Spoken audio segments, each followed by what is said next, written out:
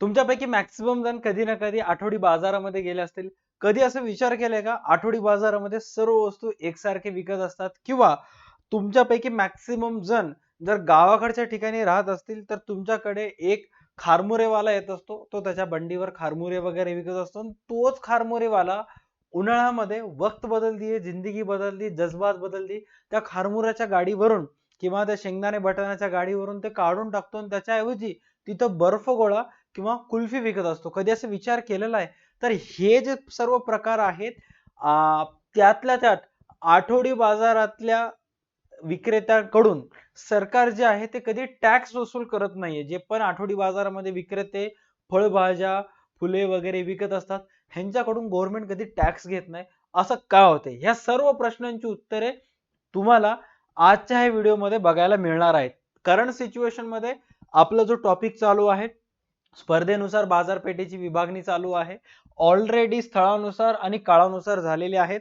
आज आपल्याला पाहायचं स्पर्धेनुसार. आता स्पर्धेनुसार जेव्हा तुम्ही बघत असता म्हणजे विक्रेत्यांमध्ये आणि ग्राहकांमध्ये, विक्रेत्यांमध्ये किंवा ग्राहकांमध्ये स्पर्धा चालू असते. त्या स्पर्धेनुसार बाजारपेठेचं वर्गीकरण करण्यात आलेलं आहे. ज्याच्यामध्ये पहिलं आहे पूर्ण स्पर्धा, त्याच्यामध्ये एक इंडिव्हिज्युअल पूर्ण स्पर्धेबद्दल माहिती दिलेला आहे. त्याच्यानंतर आहे अपूर्ण स्पर्धा. अपूर्ण स्पर्धेची विभागणी 3 विभागात केलेली आहे. त्यातलं पहिलं आहे मक्तेदारी, अल्प अधिकार आणि मक्तेदारी युक्त.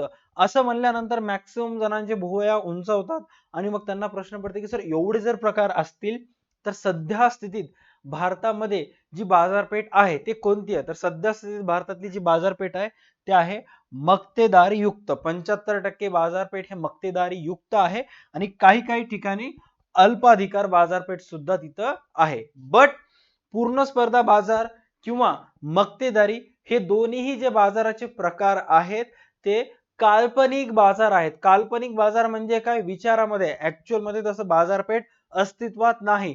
बट अल्पाधिकार आणि मक्तेदारी युक्त हे प्रत्यक्ष किंवा वास्तविक बाजाराचे एक्झाम्पल.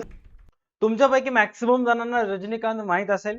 तर रजनीकांतनं 2006 साली एक वक्तव्य केलं होतं की मुन्ना झुंड में तो सुअर आते, शेर अकेला था, असं शिवाजी द बॉस या पिक्चर मध्ये त्यांनी सांगितलं होतं. त्या रजनीकांतला इन्स्पायर होऊनच अर्थशास्त्रामध्ये मिसेस जॉन रॉबिन्सन यांनी सुद्धा एक वक्तव्य केलं.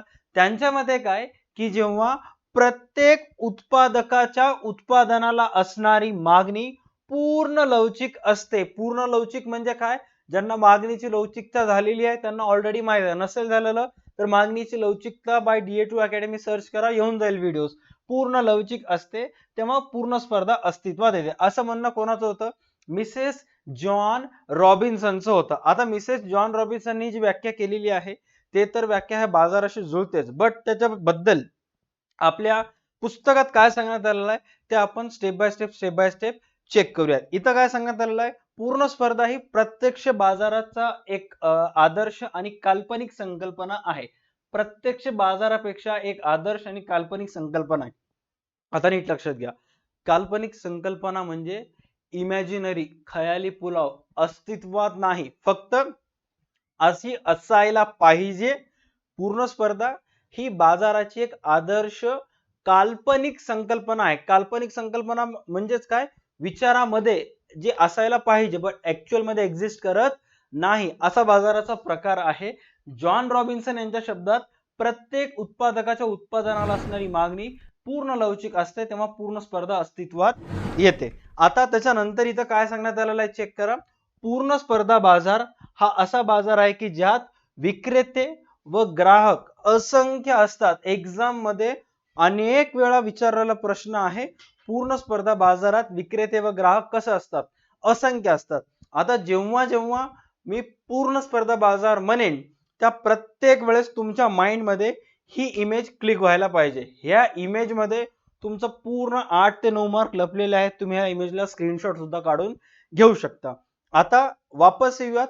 जेव्हा जेव्हा एक्सप्लेन करायची वारी येईल तेव्हा मी तुम्हाला इमेज दाखवेन आणि जेव्हा जेव्हा टाइम संपला तेव्हा वापस आपण सुरुवातीला जाऊयात. ओके. हा, पूर्ण स्पर्धा बाजारात असंख्य विक्रेते व असंख्य ग्राहक असतात व कोणत्याही निर्बंधाशिवाय, म्हणजे त्या बाजारावर कोणताही निर्बंध राहत नाही, तुम्ही हेच करा तेच करा असं कोणताही निर्बंध राहत नाही. कोणत्याही निर्बंधाशिवाय एक जिन्सी वस्तूंची खरेदी विक्री करण्यात गुंतलेले असतात. आता नीट लक्ष द्या. ह्या पूर्ण स्पर्धेच्या बाजाराला थोडं व्यवस्थित पाहताल तर तुम्हाला ह्या साईडला सर्व कपडे लावलेले दिसत असतील. सर्व विक्रेते जे आहेत ते एकसारखे कपड्यांची विक्री करत आहेत. म्हणजेच काय, एक जिन्सी वस्तूची विक्रेते करत आहेत. कोणत्याही निर्बंधाशिवाय, म्हणजे सतत कंटिन्युअसली वस्तूची विक्री करण्यात गुंतलेले असतात. तसेच ग्राहक आणि विक्रेते यांना बाजारपेठेचे संपूर्ण ज्ञान असते. आता पुस्तकामध्ये हा जो एवढा पार्ट आहे, या एवढा पार्ट मध्ये जे इन्फॉर्मेशन दिलेली आहे हे तुम्हाला सर्वच्या सर्व पूर्ण स्पर्धा बाजाराचे गृहीतके किंवा वैशिष्ट्य जे ऑलरेडी आपल्याला पाहायचे, हे सर्व इथले जे पॉइंट्स आहेत तेच पॉइंट तिथे आणलेले आहेत. जसं की चेक करा. आता सर्वात पहिले काय सांगितलेलं आहे की पूर्ण स्पर्धा बाजारात किती विक्रेते असतात? असंख्य ग्राहक व विक्रेते असतात. चला पहिला पॉइंट बघा, असंख्य विक्रेते, असंख्य ग्राहक. पहिल्या पॉइंट मध्ये सुद्धा तेच सांगण्यात आलेलं आहे. All right. जसं की आता दुसरं इथं काय सांगण्यात आलेलं आहे, चेक करा की कोणत्याही निर्बंधाशिवाय एक जिन्सी वस्तूची विक्री करतात. कशाची विक्री करतात? एक जिन्सी वस्तूची विक्री करत असतात. तर वापस चेक करा, जेव्हा तुम्ही जाताल तर तुम्हाला तिथं गृहीतकामध्ये किंवा वैशिष्ट्यामध्ये एक जिन्सी वस्तू इथं तुम्हाला दिसेल. चेक करा, एक जिन्सी वस्तूला मी हायलाइट करायला. डन. म्हणजे जे जे पॉइंट पुस्तकामध्ये व्याख्येमध्ये सांगितलेले आहेत तेच पॉइंट त्याच्या वैशिष्ट्यामध्ये आहेत किंवा गृहीतकामध्ये आहेत. आता तुम्हाला पूर्ण स्पर्धा एक्झाम मध्ये प्रश्न येते की पूर्ण स्पर्धा बाजाराचे गृहीतके. आता पुस्तकामध्ये तर दिलेलं नाहीये गृहीतके, तर हेच जे इथं तुम्हाला दिसायलेत 8 पॉइंट, हेच तुम्हाला ऍज अ गृहीतके म्हणून लिहायचं आहे. All right. चला आता सर्वात पहिल्या गृहीतकाकडून आपण स्टार्ट करूयात.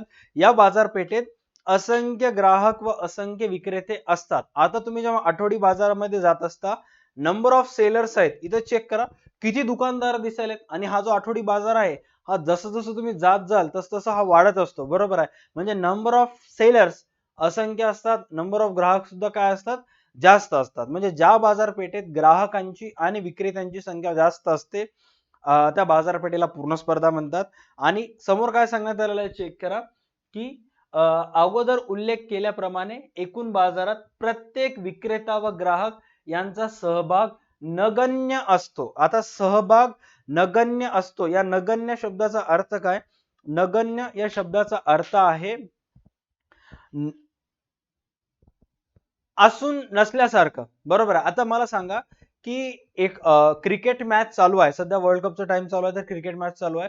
आता एका नरेंद्र मोदी स्टेडियम जो गुजरातचा आहे, बरोबर आहे, त्या नरेंद्र मोदी स्टेडियम वर, ज्याचं अहमदाबादला आहे, अगोदर मोटेरा नाव होतं ते कट करून नरेंद्र मोदी स्टेडियम टाकलेला आहे. आता त्या स्टेडियमची कॅपॅसिटी आहे नियर अबाउट 1,35,000.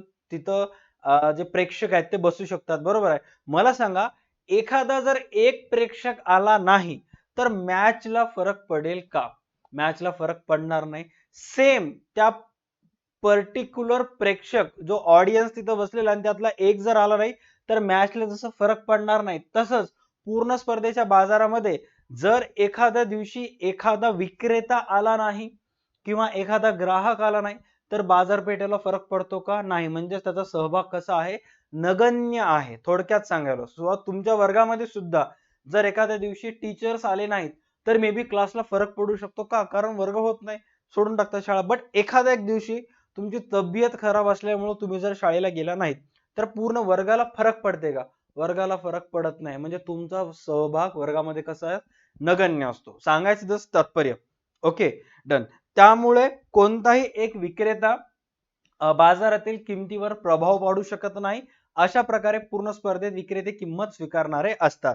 आता कोणताही एक विक्रेता बाजारातील वस्तूंवर प्रभाव पाडू शकत नाही. म्हणजे आता उदाहरणार्थ इथं मी थोडस झूम करतो, इथं तुम्हाला काही कपड्यांची दुकानं दिसायला, बरोबर आहे.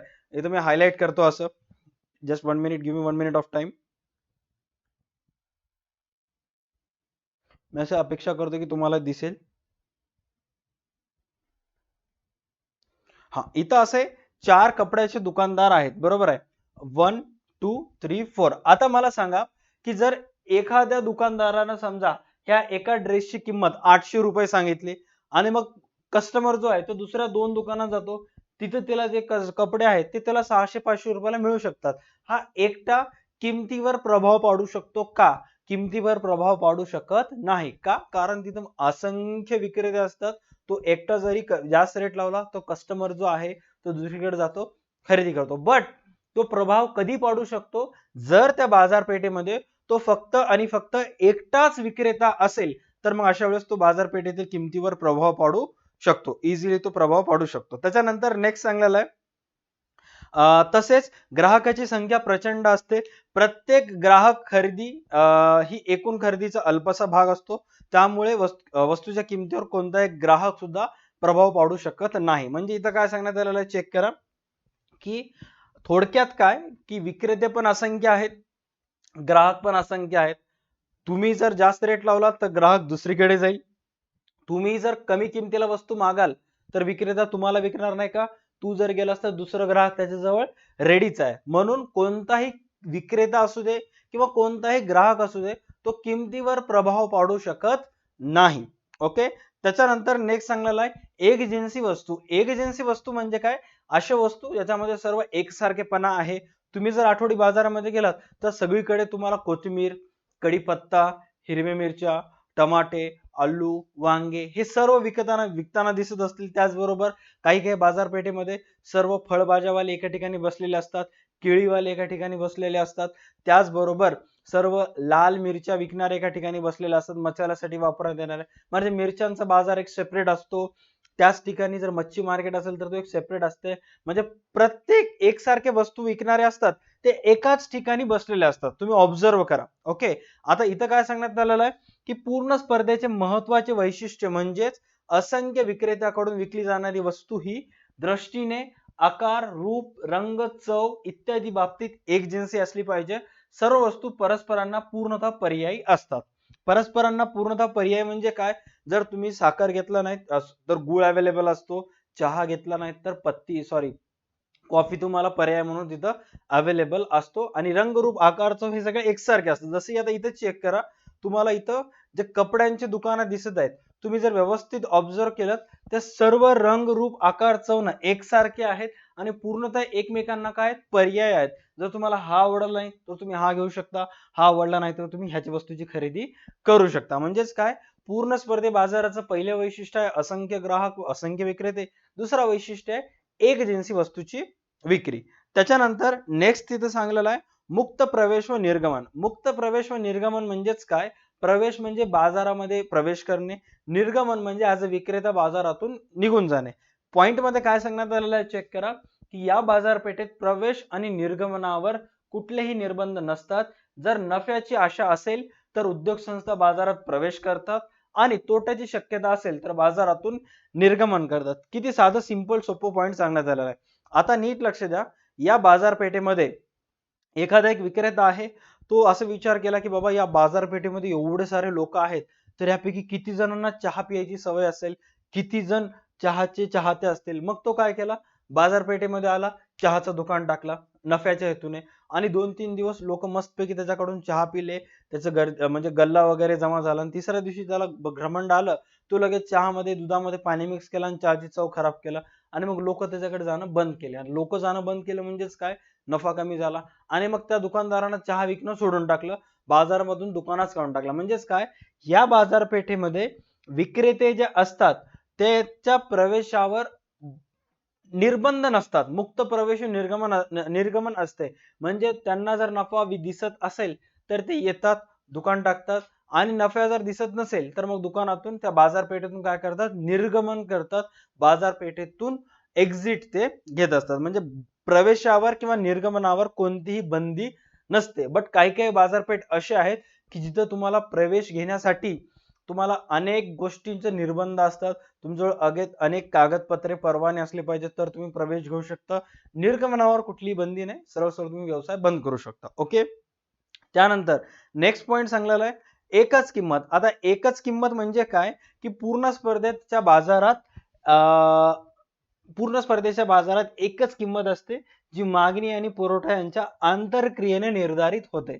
आंतरक्रियेने निर्धारित होणे म्हणजेच काय, की तुमच्यापैकी जर कोणी बाजारपेठेमध्ये आईसोबत जर तुम्ही भाजीपाला आणायला गेला असाल, माझा स्वतःचा एक वेळेस एक्सपिरियन्स सांगतो. मी आईसोबत लहानपणी असताना भाजीपाला आणायला गेलो होतो आणि माझ्या आईने त्या समोरच्या दुकानदाराला विचारलं की बाबा वांगे कसं किलो द्यायला तुम्ही. तो म्हटला की वांगे 50 रुपये किलो आहेत. म्हटलं ठीक आहे. दोन दोन चार विक्रेते पुढे गेला, आम्ही तो सुद्धा म्हणला 50 रुपये किलो. आणि मग त्याच्यानंतर आणखी एकाकडे गेला, जिथं वांग्याची क्वालिटी होती पहिल्या 2 पेक्षा त्याच्याकडे चांगली होती. आणि त्याला विचारलं की बाबा वांगे कसं किलो दिलं? तो म्हटला की ₹70 किलो. मग माझ्या आईनं त्याला सांगितलं की बाबा मागचे 2 दुकानं आहेत तर ते 50 द्यायलेत.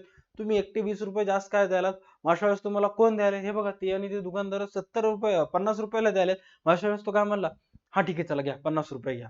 म्हणजे थोडक्यात काय, की विक्रेते जे आहेत, हे आजूबाजूला विक्रेता कोणत्या वस्तूनं किती रुपये किमतीला वस्तू विकायला काय नाही हे सतत चेक करत असतात. आणि मग जो विक्रेता बाजूचा विक्रेता ज्या किमतीला विकायलाय त्याच किमतीला हा सुद्धा विक्रेता त्याच्या वस्तूची विक्री करत असतो. म्हणजेच काय, की पूर्ण स्पर्धेच्या बाजारामध्ये सर्वत्र एकच किंमत असते, जे की मागणी व किंमत किंवा मागणी व पुरवठा यांच्या आंतरक्रियेतून स्पष्ट होते. आता आपल्याला इन फ्युचरमध्ये अपकमिंग 2 ते 3 व्हिडिओजमध्ये जेव्हा तुम्ही हा व्हिडिओ एक्झामच्या पुढे बघत असाल त्यावेळेस ऑलरेडी अपलोड केलेला असेल, की पूर्ण स्पर्धेच्या बाजारात किंमत निश्चिती कसं होते. एक व्यवस्थित 40 ते 50 मिनिटाचा व्हिडिओ मी करेन. बट सध्यापुरतं लक्षात घ्या, की त्याच्या आंतर प्रक्रियेतून होते. कसं सिद्ध होते ह्याच्यासाठी तुम्हाला नेक्स्ट व्हिडिओ पाहायचा आहे, की पूर्ण स्पर्धेच्या बाजारातील किंमत निश्चिती. ओके. त्याच्यानंतर बाजाराचे संपूर्ण ज्ञान. आता बाजाराचे संपूर्ण ज्ञान म्हणजे काय मी थोडक्यामध्ये सांगतो. आता बघा ह्या दिसलेल्या बाजारपेठेमध्ये सर्वसाधारणपणे ह्या बाजारपेठेमध्ये कोण येत असतात? रोड साईडला ज्याचं सर्वसाधारणपणे उत्पादन आहे, सर्वसामान्यपणे त्याचं उत्पन्न आहे, महिना 30,000, 20,000, 40,000 तो व्यक्ती येतो, इथं वस्तूची खरेदी करतो. आता इथं वस्तूचे रोड साईडला जे कपड्यांची विक्री होते, ते जर कपड्यांची किंमत एखाद्या ग्राहकाला तुम्ही सांगलात, ह्या कपड्याची किंमत 20,000 आहे, तो घेईल का? तो घेणार नाही. म्हणजेच काय, विक्रेता हा अशा वस्तूची विक्री करतो, की त्या वस्तूच्या विक्री किंवा त्या वस्तूची किंमत त्या स्थानिक बाजारपेठेतील ग्राहकांना परवडेल. समजा ह्याच ड्रेसची इथे लावलेले जे टॉप्स आहेत त्यांची किंमत 500, 400, ₹300 असेल तर ते स्नॅपचॅट घेऊन फिरणारे दिवसभर पोरी असतात, हे अशा ड्रेसवर तुटून पडतात. ₹300, ₹300, ₹300 म्हणले की. बट ह्याचीच किंमत जी आहे ते ₹1000 किंवा 1500 किंवा 2000 किंवा 5000 म्हणलं तर मग ते घेतील का? घेणार नाहीत. म्हणजेच थोडक्यात काय, की पूर्ण स्पर्धेच्या बाजारपेठेमध्ये विक्रेत्यांना बाजारपेठेचे संपूर्ण ज्ञान असते. विक्रेत्यांनाच नाही किंवा ग्राहकांना सुद्धा. काय सांगलेलं आहे? ग्राहक आणि विक्रेते यांना बाजार स्थितीचे संपूर्ण ज्ञान असते.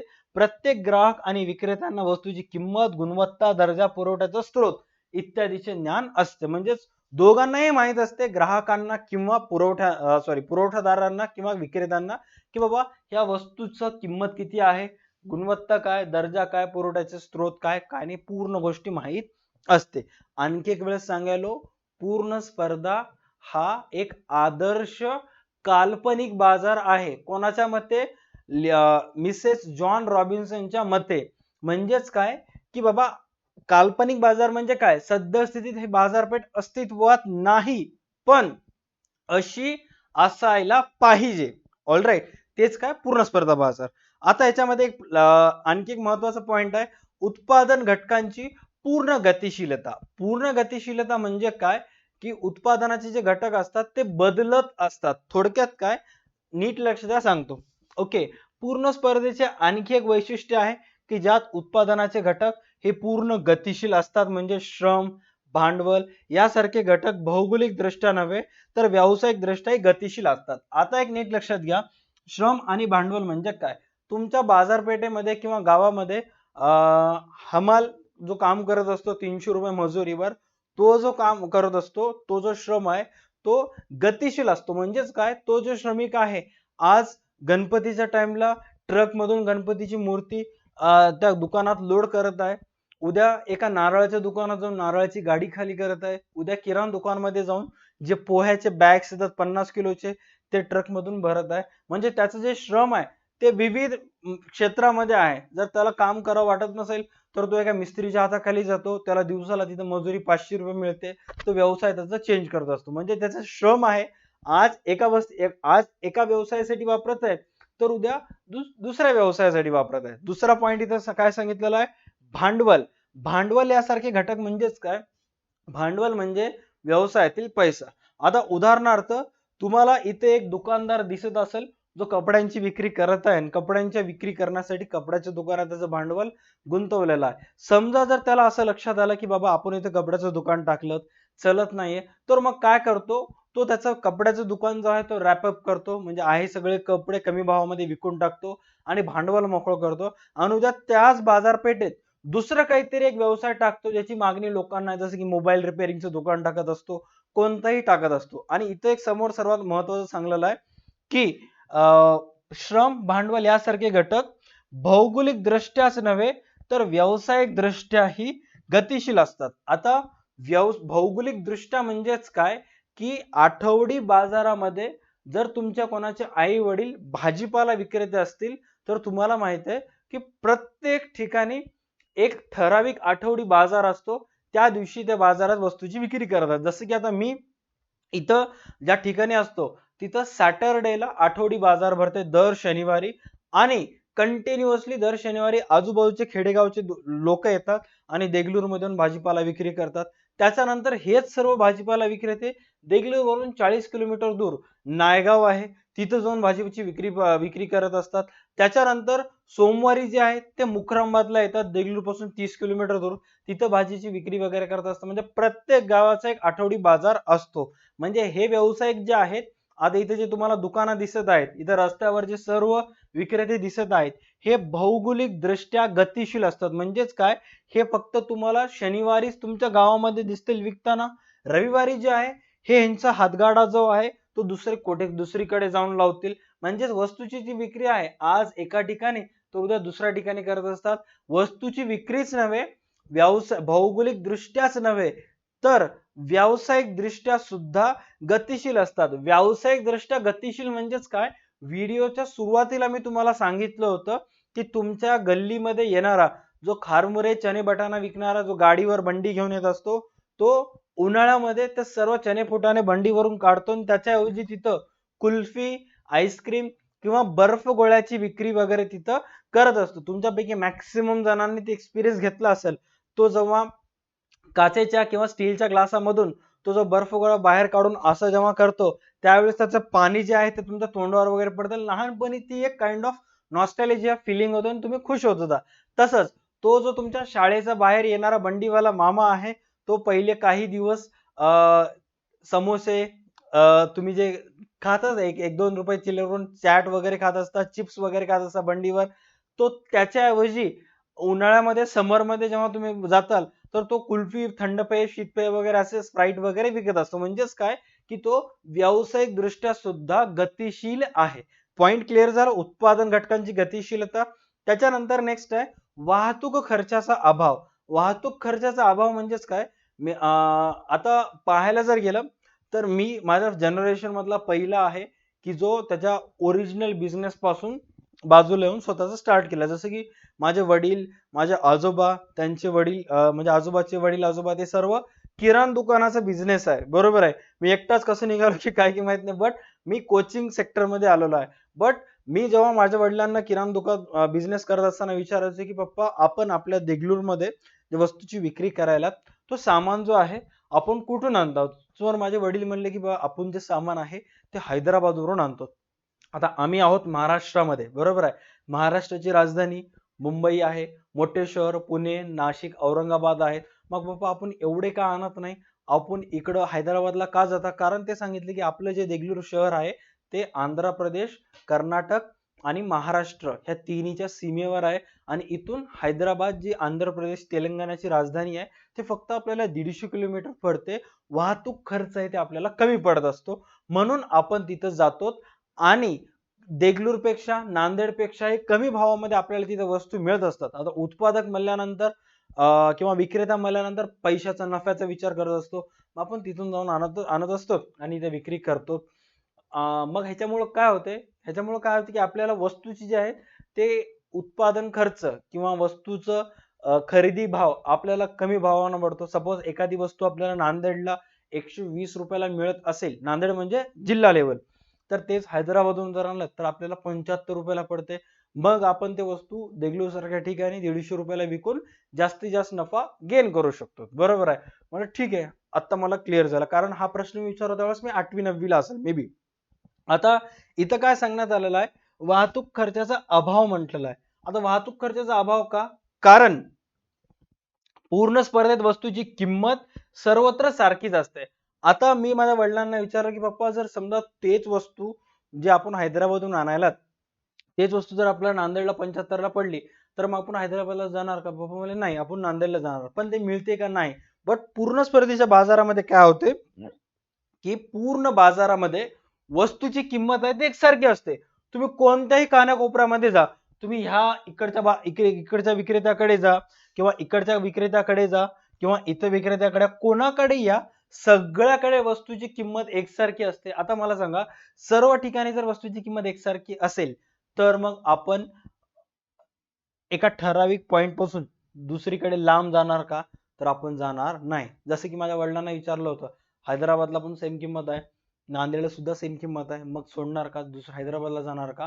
तर नाही. म्हणजेच काय, जर बाजारपेठेमध्ये सर्वत्र वस्तूची एकसारखी किंमत असेल तर आपण जिथेही भेटलं तिथे घेऊन टाकतो. कारण जे वस्तू तुम्हाला तुमच्या गावामध्ये पण सेम भाव मिळाले, नांदेड सारख्या जिल्ह्या ठिकाणी सुद्धा सेम भाव मिळाले, मग तुम्ही स्थानिक बाजारपेठ सोडून जिल्हा लेवलच्या बाजारपेठला जाणार का? नाही. गेलं तर काय होते, वस्तू तेवढ्यालाच मिळते पण वाहतूक खर्च एक्स्ट्रा लागत असते. All right. त्याच्यानंतर सर्वात लास्ट पॉइंट आहे, सरकारी हस्तक्षेप नाही. सरकारी हस्तक्षेप नाही म्हणजेच काय, निरहस्तक्षेपाचे धोरण. निरहस्तक्षेपाचे धोरण म्हणजे काय, तुम्हाला काय करायचे ते करा, सरकार बीच मध्ये लुडबुड करणार नाही. ओके.